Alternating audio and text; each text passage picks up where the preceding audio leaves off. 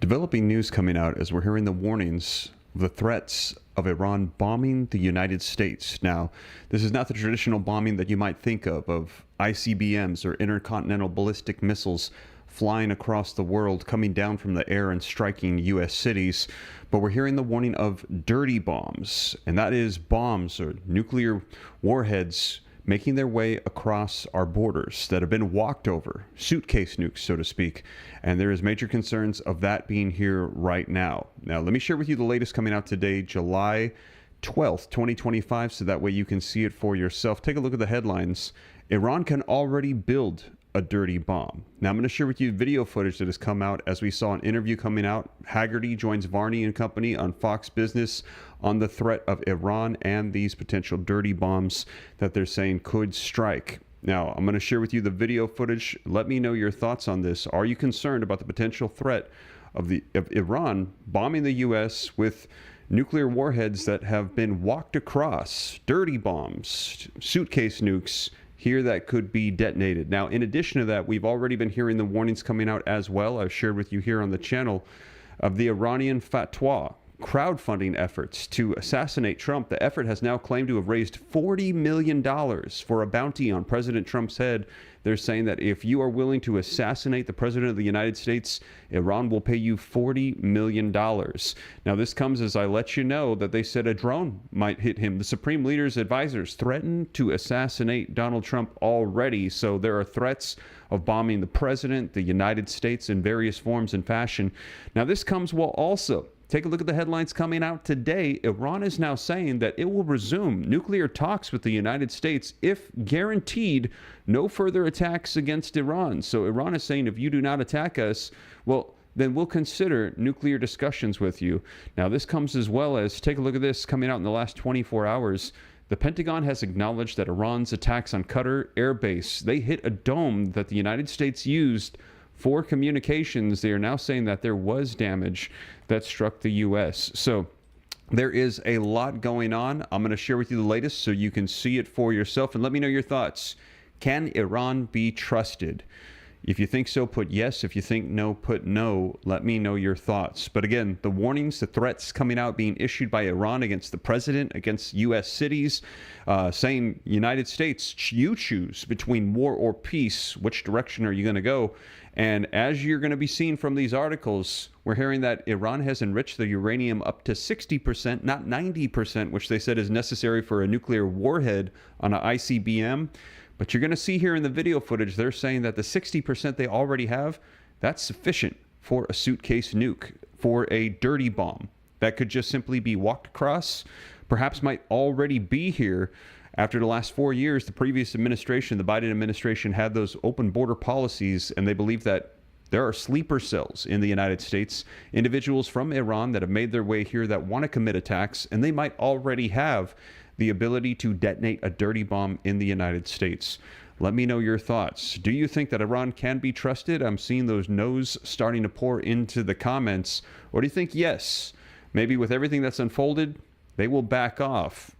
Let me know your thoughts. Now, let's go ahead and dive right in. I've got a ton of video footage that has been coming out. We're going to go ahead and start off with the threats that we're hearing have been issued over the past couple days directly on Donald Trump, and also the $40 million bounty that is currently on his head by the Iranian regime. So we're going to dive into the video footage. Before we do me a favor. If you appreciate the updates, the breaking news, I cite all the sources. I put it on the screen. I'm going to play the video footage, hyperlink it in the description, citing the sources, the dates. You can see all the information. If you appreciate the accountability that I provide to the channel, take a second before we dive in. Hit that thumbs up like button. Helps spread this out further while we're live. Helps out the channel a ton. Thank you so much. Also, to stay up to date, it's totally free. Why not? Hit that subscribe button, turn on that notification bell. I'll keep you up to speed on everything as it unfolds, and you can know and rest assured that this is the latest as of today, July 12th, 2025. But let's go ahead and get right to it, and I see those no's pouring into the comments.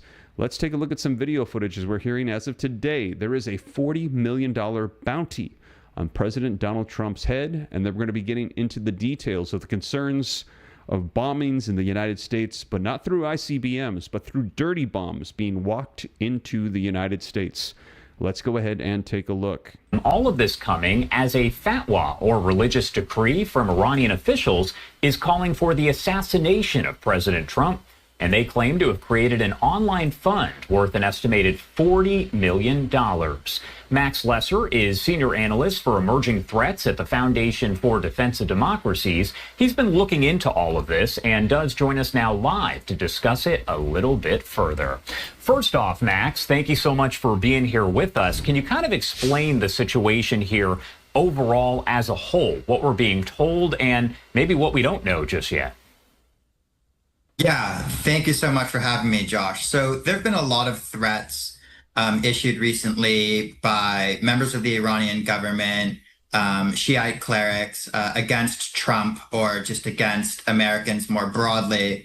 And what I would say is that Iran has been trying to assassinate President Trump for years. And now it's all out in the open. And what I've been looking at with my team at FDD is a particular website that is seeking or allegedly claiming to crowdfund a bounty for Donald Trump's assassination, saying, look, if you carry out this deed, we will compensate you with this money. They claim to have raised millions and millions of dollars. The most recent figure was over $40 million. We have no idea if this is a legitimate number or not. But it's a clear effort to try to mobilize and motivate any sympathetic audience to carry out an act of violence against President Trump. What first brought the site there to your attention? And I'll be honest, I can't really pronounce the name of it. I don't know if you can, but what made it kind of stand out to you as a potential threat? Yeah, so the website actually takes its name for the Arabic word for revenge. And a lot of time what I have my team do, we monitor for malicious Iranian activity. And a lot of times what that looks like, to be quite honest, is just doom scrolling. People are probably familiar with that term, just doom scrolling on social media, scrolling and searching and looking for these little needles in the haystack. And so one of my remarkable interns actually came across this website and flagged it to me very early on, back on July 8th. And what I immediately wanted to do, we saw it was clearly an Iranian website. It had a .ir domain name, which shows that it was created in Iran. And what we wanted to do was to go in and actually see, well, who actually created this website? Was this potentially an Iranian government effort? Was this just a vigilante effort? And when we looked at it, we actually uncovered the identity of a man who was involved in the creation of the website, which I'm happy to chat more about. And that man actually has historical ties to the Iranian state broadcasting group. So we actually were able to identify the man, one of the men behind this website, and reveal his identity. I do want to talk more about that, of course. So tell me what you learned about this guy. Yeah, so the man, again, as I mentioned before, he previously, or at one point, worked for the Iranian state broadcaster. So that's a clear tie to an Iranian government organization. And he seems to have created this website. It's unclear if he's acting alone or with others, but he's creating this hashtag. And what I would say about this website is it's sort of, I would call it an influence operation, because what it really seeks to try to do is try to influence people, to mobilize people, to carry out acts of violence. And on the website, he actually references those fatwas that you mentioned earlier to lend religious authority to this effort. And it is quite concerning. And what we can do is, by revealing the man's identity, we can actually, the U.S. government can implement more targeted sanctions against the people who are directly responsible for the creation of this website. You kind of touched on this already, but is there any way to really verify that we are talking about a $40 million bounty that has been raised by this group? There's no way to really know that for sure. It could just be a number that they're throwing out there. Yeah, that's an excellent point, Josh. And that speaks to the point that I brought up earlier, which is that this is really, I would categorize this as an influence operation. It's seeking to influence people. It's seeking to mobilize people. Pushing that number up higher and higher just holds the potential to motivate people more and more and more to carry out this violence. And I think this is what we've seen from Iranian operations, especially since October 7th, and especially since the 12-day war that happened recently between Iran and Israel. We've seen Iranian influence operations increasingly take this violent turn. One of the operations that me and my team have been tracking, I and my team have been tracking, actually put Saudi Aramco in its crosshairs and was trying to mobilize Yemenis to carry out acts of violence against Saudi Aramco. So we see this sort of increasingly violent turn in Iranian influence operations. And this actually, though we're seeing this trend, this goes back a long time. Actually, there was an Iranian operation in the past called Enemies of the People that created websites that doxed election officials and tried to incite acts of violence against election officials in the past. So again, it's this increasing concern when people think about foreign malign influence. They might think about influencing public opinion, trying to shape people's votes. But this website really shows an example where foreign malign influence is being used to mobilize people and motivate people to commit an act of violence to assassinate President Trump, which is quite frankly an extreme escalation and something that I think should be taken very seriously. What do people out there in the public who are maybe watching this right now need to know about the maybe evolving threat of these different threats that are happening online? What information do they need to be aware of, and how can U.S. governments use that? Yeah, that's a great question, Josh. And I think for the viewers of this show, I think Americans really it would be good for Americans to be cognizant of the fact, to be aware of the fact that our two oceans on each side of our country no longer protect us from malicious actors on the other side of the world, right? Like the internet provides a vehicle for malicious actors, be they in Tehran or Moscow or Beijing, to leverage the internet to undermine Americans, if that's issuing direct threats to Americans, as we've seen in the past with Iranian doxing campaigns, or if it's seeking to recruit former government officials, what we've seen with a lot of Chinese recruiting campaigns happening recently, or if it's with classic Russian campaigns to sort of destabilize society using social media. Our oceans no longer protect us. And I think this Iranian operation that we are following, this website that's crowdfunding a bounty for President Trump's assassination, is just, I think, a glaring example of the way that the internet and social media and online platforms can be leveraged maliciously to undermine America and Americans. All right. Max Lesser, thank you so much, as always, for taking the time to join us here and break down that investigation. And there you have it, you guys. Now, let me know your thoughts. Do you think that these threats that are being issued by Iran are credible? Are they concerning to you? Let me know in the comments. If you think so, put yes. If you think no, put no. These are threats that are being directed against our president, Donald Trump. They're saying that they could assassinate him. They're calling on people to assassinate him with a fatwa that has been issued. And they're saying they're putting a $40 million bounty on his head. If you assassinate Trump, Iran will pay you $40 million. Now, in addition to that, we're going to be taking a look here at one senator that is stressing his thoughts on this. And let me know, do you think that these threats are credible? Not to mention, as I said earlier, we're going to be looking at the concerns of dirty bombs striking the United States. Iran bombing the U.S., but not through traditional ICBMs, intercontinental ballistic missiles coming from above, landing down on cities. But they're saying dirty bombs. The thought of Iran already having these, having the capability of enriching uranium to the point where they could have smaller nuclear warheads that they could walk in and detonate here on U.S. soil that might already be here due to the previous policies in the previous administration. Let me know your thoughts in the comments. But let's take a look at this and let me know your thoughts on the credibility of these threats. Well, Senator Rand Paul joins me now. Senator, do you consider this a credible threat? Well, you know, we live in a new era, and not everything about the modern era is great. I think the ability to kill individuals with drones, we've seen a great advance in that technology in the Ukrainian-Russian war. You see $400 drones taking out $2 million tanks.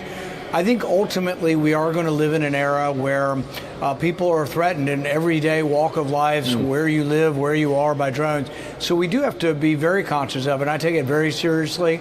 I want the president to be protected. I think we should spare leave no stone unturned to make sure that the president is adequately protected. And I feel comfortable that the Secret Service believes the same thing. All right, I want to bring it back to domestic issues, Senator. Earlier in the program, I asked Senator Ron Johnson what comes next for fixing our spending problem. Listen to what he said. The Democrats left us such enormous messes. So there you have it, you guys. Let's go ahead and switch off. They're getting into financial stuff, but I wanted to get your thoughts on this. You heard him say that he believes that we should leave no stone unturned when it comes to the protection of Donald Trump and making sure that he's safe, that he thinks that these threats should be taken as credible. Let me know your thoughts. Do you think that these threats are credible? If you think so, put yes. If you think no, put no. Let me know your thoughts in the comments. And also, if you support the president, drop a 47 and hit that like button if you haven't done so yet, because we're hearing that right now there is that fatwa. And take a look at the headlines with me. Iranian fatwa crowdfunding effort claims that they have raised $40 million for the bounty on President Donald Trump's head. You can see this coming out today, July 12th, 2025.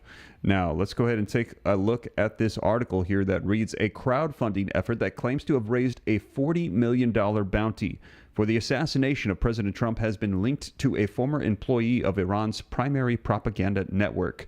The campaign, organized by a group known as the Blood Covenant, comes after multiple radical Iranian clerics issued fatwas or death warrants against Trump, denouncing him as an enemy of Allah after the U.S. military bombed 3 of Tehran's nuclear facilities last month.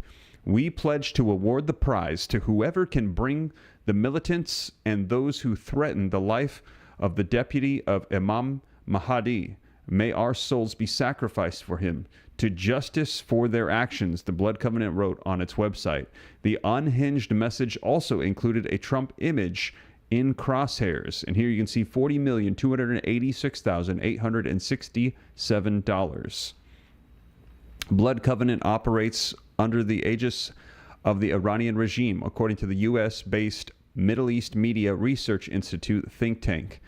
Now, the think tank said that Blood Covenant quotes a verse from the Quran demanding Muslims strive with your wealth and your lives in the cause of Allah. This is a call to jihad, inviting believers to donate their money and sacrifice their lives, they said in an analysis of the fundraising efforts. The poster lends religious legitimacy to assassinating Donald Trump. The fact that these calls to assassinate Trump are coming from above and being echoed in the streets and through all the strata of society, including in the Iranian media, reflects a broad religious and regime consensus strengthened by reiterated emphasis on the reward to anyone carrying out the punishment against Trump of what they can expect to receive. In addition to a $40.3 million, also paradise and the status of the defender of Islam. Wow. Let me know your thoughts in the comments. They're saying that this is coming from the highest individuals and that it is trickling down into the society, the religion of Islam. And they're saying, in addition to be considered a hero, a defender, and to get paradise, you'll also get $40 million. This is what they're promoting to assassinate Donald Trump. Reading on, it says Max Lesser and Maria Riafrio, analysts with the Foundation of Defense and Democracy, unmasked an Iranian national Friday who they believe is involved in the Blood Covenant. The man apparently behind it, Hassan Abbasifar, appears to have once worked for the Islamic Republic of Iran's broadcasting, the regime's main propaganda network, they wrote. FDD linked the fundraising campaign to Abbasifar using metadata on Blood Covenant's website. Lesser and Riafrio found that Abbasifar may have served as a specialist at the Voice of the Islamic Republic of Iran, a state-sponsored radio network. The analyst noted that by attributing the creation of the Trump Bounty website to specific individuals, the U.S. government would be able to levy targeted sanctions against those responsible. The U.S. government has an opportunity to set an example by holding him accountable, Lesser and Riafrio wrote. Now, the White House and the State Department did not respond to the Post's requests for comments. A senior State Department official told Washington Free Beacon on Friday that the Trump administration is aware of the threats and is committed to holding bad actors accountable. This means using every tool at our disposal, including sanctions, to implement the president's maximum pressure strategy, the senior official told the outlet. Now, the bounty on Trump's head was promoted after Grand Ayatollah Nasser Makarim Shirazi, an Iranian cleric close to the supreme leader Khamenei, issued a fatwa against Trump on June 29th. Now, Shirazi accused Trump of trying to kill Khamenei and declared the president to be an enemy of Allah. So they are saying that Donald Trump is an enemy of Allah. Now, again, if you support Donald Trump and you appreciate what he's doing for the United States, go ahead and drop a 47 in the comments. Let me know your thoughts. Now, this comes, as I shared with you just a couple days ago. You can see this coming out 2 days ago, July 10th, that we had heard that they had threatened to assassinate Donald Trump with drones, that a drone might hit him from the sky. The Supreme Leader's advisors threatened to assassinate Trump. The U.S. and Iran, they're going to be resuming their talks in Norway this week. Trump said that he would like to lift sanctions off of Iran at some point, but Iran's president, Mossad Pezeshkian, said that trust would be an issue going forward in the relationship between the two countries. And let me know your thoughts. I think that trust definitely could be an issue, especially when you're claiming that you want to have negotiations and peace talks, yet you're threatening to assassinate the leader that you are discussing having these talks with. Now, Mohammad Javad Larijani, a former senior advisor to Iran's supreme leader, has suggested that U.S. President Donald Trump could be attacked by Iran while sunbathing at a Mar-a-Lago mansion in Florida. Trump has done something so that he can no longer sunbathe in Mar-a-Lago, he said, according to the Iran International. As he lies there with his stomach to the sun, a small drone might hit him in the navel. It's very simple, he said. Now, this is as a result of what we saw back in 2020. Trump in 2020 had ordered the killing of Qasem Soleimani, the Iranian major general who was killed in the United States drone strike. The threat had been put to Trump in an interview on Fox News, who laughed it off. The host, Peter Doocy, asked him when he last went sunbathing. Trump replied by saying, "It's been a long time. I don't know. Maybe I was around 7 or so. I'm not too big on it," he added. "I guess it's a threat. I'm sure it's not a threat, actually, but perhaps it is." This comes 2 weeks after the U.S. bombed Iran's nuclear and military facilities while interfering in Israel and Iran's 12-day war. So there you have it, you guys. And Donald Trump kind of laughing it off, just saying, okay, whatever, that's fine. If they want to go ahead and issue those threats, they can. However, as I mentioned, we're hearing that various senators and others are saying we should take this seriously because Iran is issuing a lot of threats right now of attacking Donald Trump and the United States as well. Now, let's take a look at some video footage where they're going to be discussing the dirty bomb scenario, the potential threats of attacks against the United States via dirty bombs. Let's take a look at this. Let me know your thoughts in the comments. Member of the Foreign Relations Committee, Tennessee, Senator Bill Hagerty joins me now. Thank you, Senator, for being here. Let me just ask what you know or what you can say about any of this. Are you at least concerned? I know you're restricted from coming out with any kind of material that is restricted, but is it still a danger? Could they do damage with the enriched nuclear items that they have? I think one thing to keep in mind, Dave, is the intent of the Iranian regime. If you go back to the agreement that President Obama signed with the Ayatollahs there, they promised under the JCPOA not to continue their enrichment program. The Israelis certainly uncovered the fact that they violated that agreement. They continue to do it.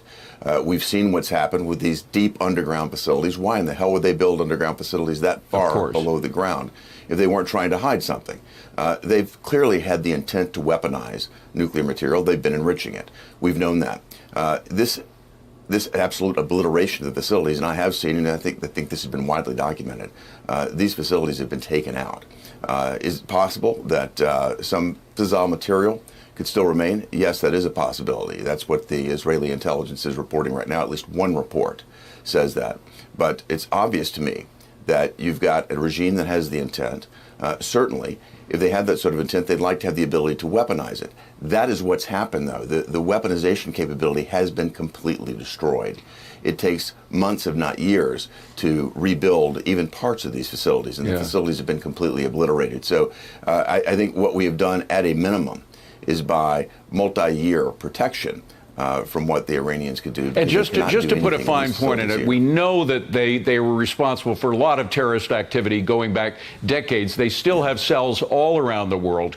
Is there concern that they could put together some kind of dirty bomb? Maybe they don't have enough to make a bomb, a nuclear explosion, but could they use some of this nuclear material to make a dirty bomb and use it in a terrorist fashion? Well, in a hypothetical sense, and I think that's the way you're asking it, Dave, they certainly have, there's a potential to create something like you talk about, a dirty bomb, something that's not close to the type of weaponization that they have been obviously geared toward. But again, I think the Iranian regime has been put on notice. President Trump has been very deliberate, very clear. They violated his timeline, they violated his red line, and they suffered the consequences. I think the most important thing to keep the Iranian regime in check is the resolve of America and Israel. And we've demonstrated that clearly. The time has come now for Iran to come to the table, for us to put this completely to an end. Senator, I want to talk about... There you have it, you guys. Let me know your thoughts in the comments as they discuss the theoretical possibility of a nuclear bomb or a dirty bomb being walked into the United States. And you heard him mention those various sleeper cells all around the world, but particularly those that we've been hearing about here in the United States. Let me know your thoughts. Now, in addition to that, we've also heard from Jack Keane just in the past week, and he discusses the possibility of other nuclear facilities that we are unaware of that Iran might have. That we struck those 3 facilities. However, what other facilities might Iran have at their disposal, as they're still issuing these threats? That is making people very concerned right now.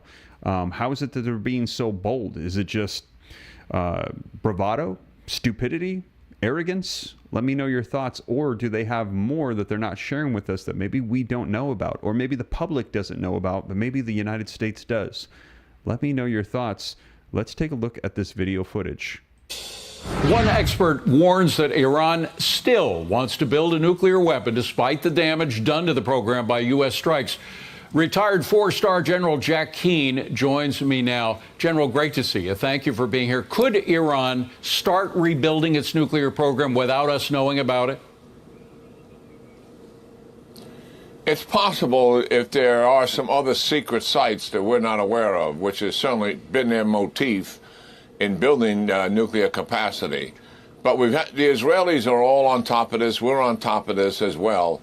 I mean, there's nobody on the Israeli side or the American side that is not of the opinion that Iran is likely going to make an assessment of the damage, which they are doing right now, and they probably are pretty close to completion, and then recover and rebuild their nuclear program. And that's what they're about. And why is it? Because they fundamentally believe, David, if you have a nuclear weapon, it leads to the preservation of the regime. No one is going to physically make a regime change outside of the country.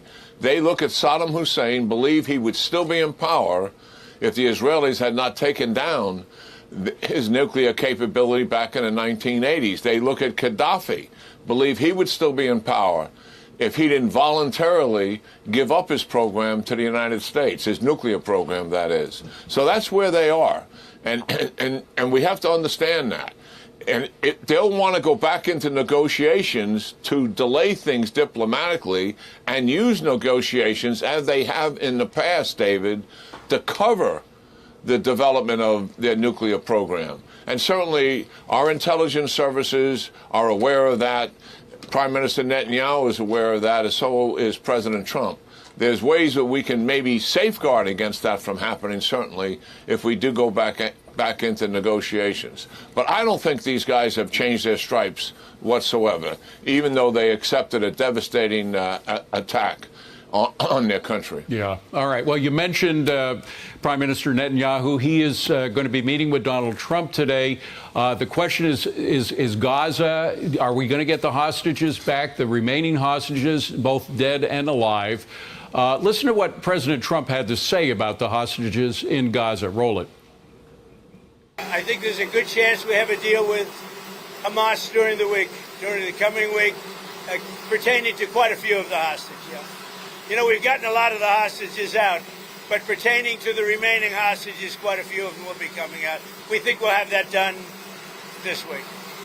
Now, General, I want to talk specifically about Hamas. It is down, no question. I mean, the Israelis were extremely effective in crippling it. But is it out? No, it's not out yet. They still have some thousands of fighters, but their leadership has been seriously decapitated. I mean, what this proposed ceasefire is about, 60 days, likely 10 hostages alive returned, 18 who are deceased. Israelis move out from their outposts that are spread along the corridors that stretch east to west in Gaza along that peninsula in 3 different places, move to the border of Israel and to the border of Egypt, the so-called buffer zone.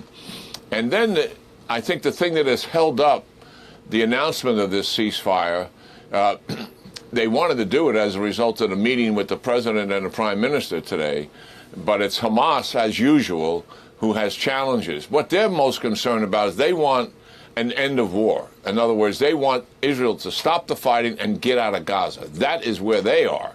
And they want to have more guarantees that during this 60-day period, David, there would be some serious discussions about getting out, and the Israelis would not come back in if Hamas was doing something during that 60-day period. They want some assurances, from what I understand, from the United States government that during this 60-day period, it's Israel hands off Hamas during that time frame, and some serious discussions about the end of war strategy, which is where Hamas is.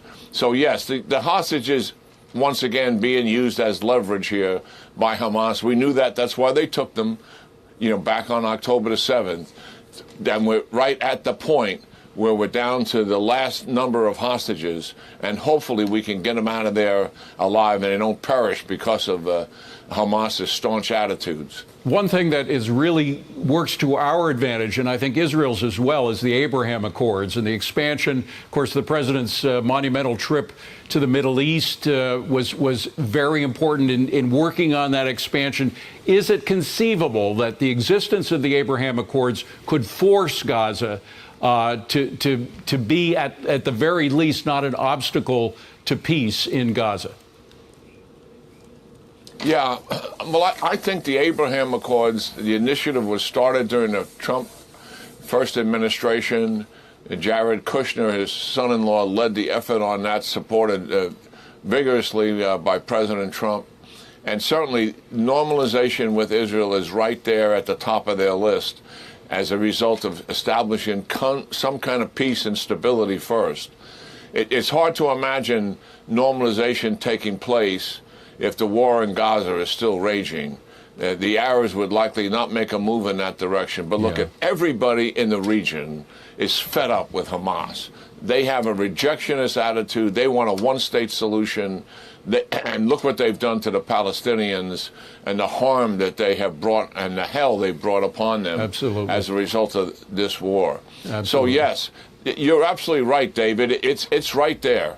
And I think there will be a vigorous effort on the part of the administration, along with the Israelis, because obviously they're very interested in this, to make that happen, certainly, in the months succeeding some kind of permanent ceasefire.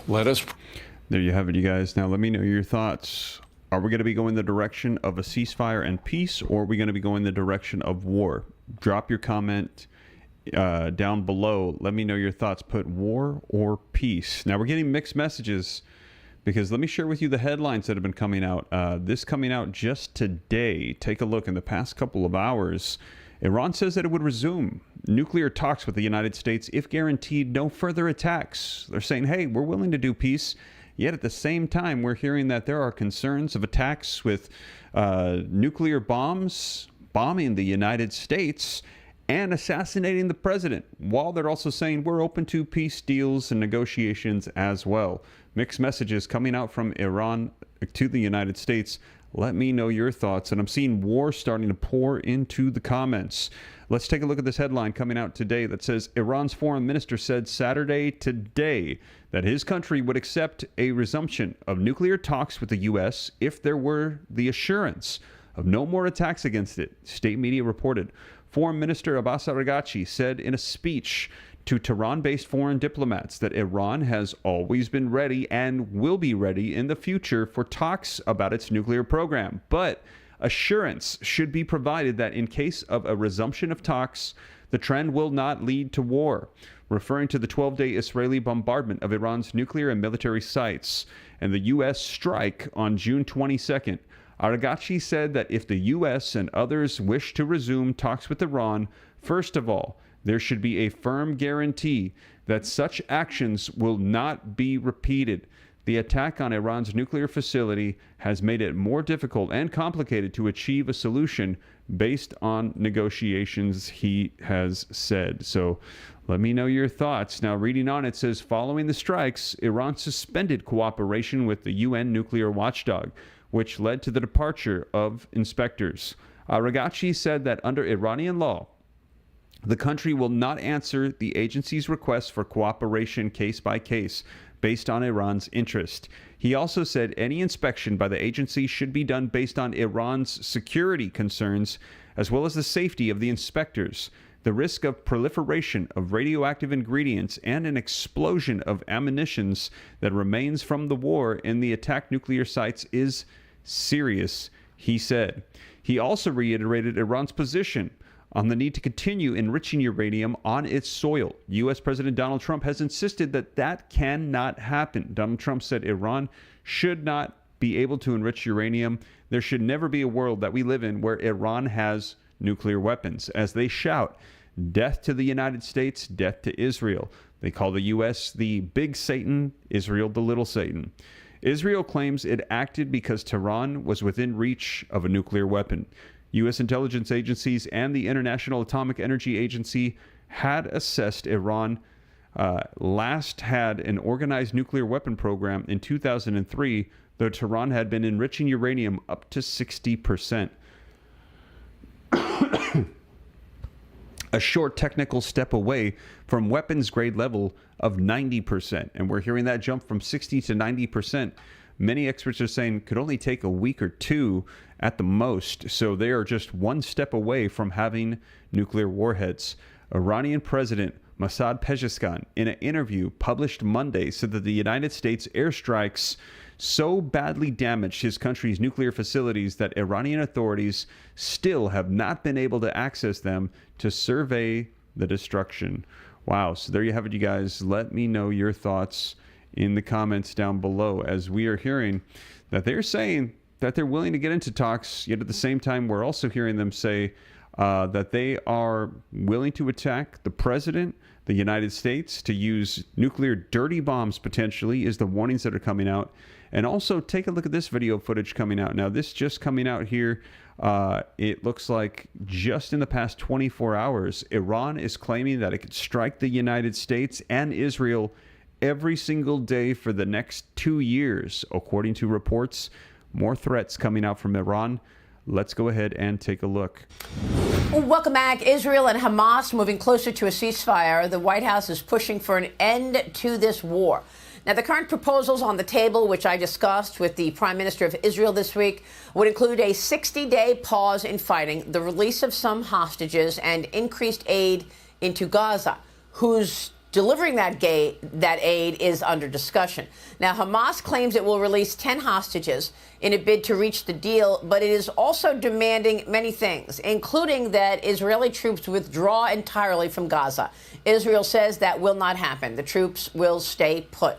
Israeli Prime Minister Benjamin Netanyahu was at the Blair House when I spoke with him as he visited Washington this week to meet with President Trump. I spoke with the Prime Minister after his meetings with the President about the progress. Watch. Let me start with one of the reasons that you're here. And you have been meeting with President Trump about a potential ceasefire with Hamas. Where does that stand? Will you agree to some of these new recent demands of Hamas? Well, look, we are talking about a 60-day ceasefire in which half the live hostages and half of the deceased hostages would be returned to Israel by these Hamas monsters, you know. And yes, I think we're getting closer to a deal. I think there's a good chance that we'll have it. To get our hostages out, we're going to take out Hamas, and we're going to make sure that Gaza no longer poses a threat to Israel or to anyone else. Joining me now from Jerusalem is UN Watch Executive Director Hillel Neuer. Hillel, what are your thoughts on a potential ceasefire? Do you think this could happen?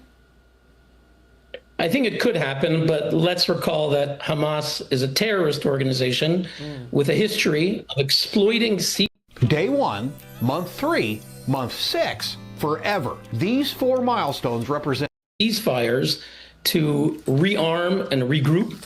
They're demanding an IDF withdrawal, a complete withdrawal from Gaza, and unrestricted aid flows, which are really tactical ploys for Hamas to maintain control over the captive population in the Gaza Strip and divert resources to their own war machine. So Israel has a moral priority to get out as many hostages as they can, to bring all the hostages back as soon as they can. They're under brutal conditions, but Hamas's demand that they maintain power to rearm, regroup, and attack Israel again cannot be accepted. Yeah, I mean, so what are your thoughts on whether or not they hid some enriched uranium, if they still have some power? I mean, both President Trump and Prime Minister Netanyahu have told me that they have obliterated Iran's capacity. But Iran is claiming that it has enough missile capacity to strike the United States and Israel daily for 2 full years. The White House is disputing this. Of course, one of the goals, in addition to knock out its nuclear capacity, was also to knock out its capacity to build ballistic missiles. The administration is also rebuffing a New York Times report which claims some of Iran's enriched uranium did survive Operation Midnight Hammer, according to a senior Israeli official. The White House says, quote, as President Trump has said many times, Operation Midnight Hammer totally obliterated Iran's nuclear facilities. The entire world is safer thanks to his decisive leadership. Here's the president and the prime minister about that enriched uranium during my conversations with them. Watch. President Trump told me that he does not believe that the Iranian regime moved any enriched uranium before the U.S. struck those 3 facilities. Do you agree with that? Do you believe that Iran has hidden any enriched uranium? Well, we think we know where it is. It's sort of buried underground. And we don't have contrary information. That's our intelligence, too. But I think, you know, it's like we had 2 lumps of cancer. You know, one was that could kill you. One was the nuclear cancer, and they were rushing to weaponize their enriched uranium. You know, when they did that, after we crushed Hezbollah and after we got rid of Nasrallah, they were, you know, the Iranian axis in the Middle East was broken. So what did they have left? Well, they rushed to nuclear weapons. And that was one cancerous growth that could have killed us.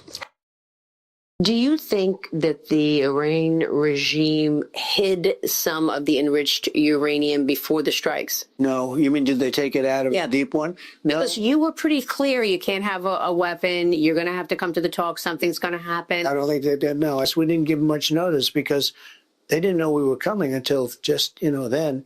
And nobody thought we'd go after that site because everybody said that site is impenetrable.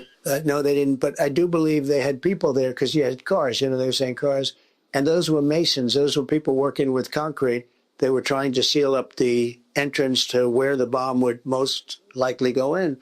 And they did that. They were working on that. I saw reports that there were 400 kilograms, 800 pounds that they moved, but I wonder if it's traceable. I mean, if they were to have moved, they didn't move anything. They didn't move anything. You know, they moved themselves. They were all trying to live. They didn't move anything. They didn't think it was going to be actually a doable. So, Hillel, I guess my question is, why is it that the Iranian regime can actually, you know, get as obliterated as it did in terms of their capacity, as the president told us, but then come back days later and say they're going to put a fatwa on the back of President Trump and they're going to make a call to Muslims across the world to take down the president? Look, Iran their claims are clearly exaggerated propaganda. There is bluster coming from the Islamic regime. They're trying to project strength after devastating U.S.-Israeli strikes on their nuclear sites, the Israeli elimination of IRGC terrorist generals, and their weakened position since the attacks by the U.S. and Israel demonstrate that they're on the defensive. And a lot of this is bluster meant for internal as well as for their neighbors, for their consumption. But at the same time, clearly the intelligence is imperfect. I don't think we know exactly what happened to the enriched uranium that may be at those sites. As Netanyahu said, it might be buried deep. This only underscores the need for vigilance, follow-up action. We need to make sure that Iran is prevented from rebuilding its nuclear program. We need maximum pressure. I mean, sanctions, military readiness, intelligence sharing, maximum pressure on the Iranian regime. Well, that's exactly what President Trump is doing, and his relationship with Netanyahu is critical to that. And that's what many of the Democrats miss. President Trump has personal relationships with a number of these people, and that's how he gets his deals done so quickly. You've also got Secretary of State Marco Rubio, quite effective. He's sanctioning a top official at the UN Human Rights Council. That person has been critical of Israel's offensive in Gaza. Francesca Albanese is claiming that Israel is profiting from the war with Hamas, accusing them of genocide nearly 70 times in this new report, Hillel. And even as they are actually putting Netanyahu on trial in Israel, something President Trump said is a witch hunt and is ridiculous, you rebutted these points to her face last week at a meeting of the Human Rights Council. Let's take a look at that first. Watch. Israel has been fighting a just war against a terrorist army which cynically embeds itself among civilians. Ms. Albanese, war is not genocide. But in your report, there's no war at all. It's only about Israel. We ask, why does your report never mention once the October 7th invasion and massacre, or even the word Hamas? Hillel, what was her reaction, and were you pleased with how she responded? Well, she did not verbally respond, but throughout the speech, I could see her going into a kind of meltdown. At the end of my speech, her head tilted back in a kind of whiplash. She shut her eyes to imagine it wasn't happening, because I challenged the fact that a UN investigation confirmed that she received funding from pro-Hamas groups. Look, this is someone who is a racist demagogue. She's been condemned by France, Germany, and Canada for anti-Semitism and Holocaust inversion. She blamed the CIA and the Mossad for the ISIS terrorist attack in Paris. So she's really a dangerous nutcase. She's an enemy of America. I want to commend Secretary Rubio for taking the bold and historic step to sanction her. It's a message to the world. It's a message to the UN. If you appoint terrorist supporters and racists as so-called human rights experts, America, at least America, will say no. Yeah. Don't forget the strategy that the Trump administration has used in terms of pulling Syria into the fold of the good guys, continuing to put a wall around Iran, which was very strategic as well. Hillel, always great to get your perspective. Thank you. There you have it, you guys. Let me know your thoughts, and if you agree, if you believe that the United States, Donald Trump, they're doing everything they can to help America to stop proxy groups from attacking Israel and the United States. If you appreciate what is going on right now, drop a 47 for support for the Trump administration, or put USA in the comments. Let me see that support if you appreciate what is going on and you are glad to see this. And also, we're going to be seeing what unfolds here, whether there's going to be war or peace, as I mentioned. Now, Iran called out the United States and said, you're going to decide. And they're issuing these threats saying that they're going to assassinate Donald Trump. There's the concerns of them attacking the United States, U.S. military bases, sleeper cell attacks. They're calling on all members of Islam to consider $40 million in a bounty on Donald Trump's head. But we're going to be seeing where we go from here, because as I shared with you in the previous article from the Associated Press coming out today, Iran is saying they're willing to resume nuclear talks with the United States if they're guaranteed that the United States will not attack Iran any further. Let me know your thoughts in the comments. Now, we will see. I will keep you up to date whether there is war or peace. Wherever we go from here, I'll keep you up to date here on the channel. I'll cite the sources, put it on the screen, have it linked in the description with hyperlinks. You can click all the articles I've referenced. Go check them out for yourself. I'll play the video footage so that way you can know and rest assured that this is the latest. And again, if you appreciate that, do me a favor, take a second if you haven't done so yet, hit that like button, subscribe to stay up to date. It's totally free. Why not? I'll keep you up to speed daily on everything going on. But that is the latest as of today, Saturday, July 12th, 2025. And I'll keep you up to speed as more comes out. But that is the latest, you guys. Thank you so much for joining me. Thank you for the super chats. I see them, several people dropping in donations. Appreciate that a ton. I'll keep you up to speed, and I'll catch you in the next one. Have a blessed Saturday. Take care. God bless.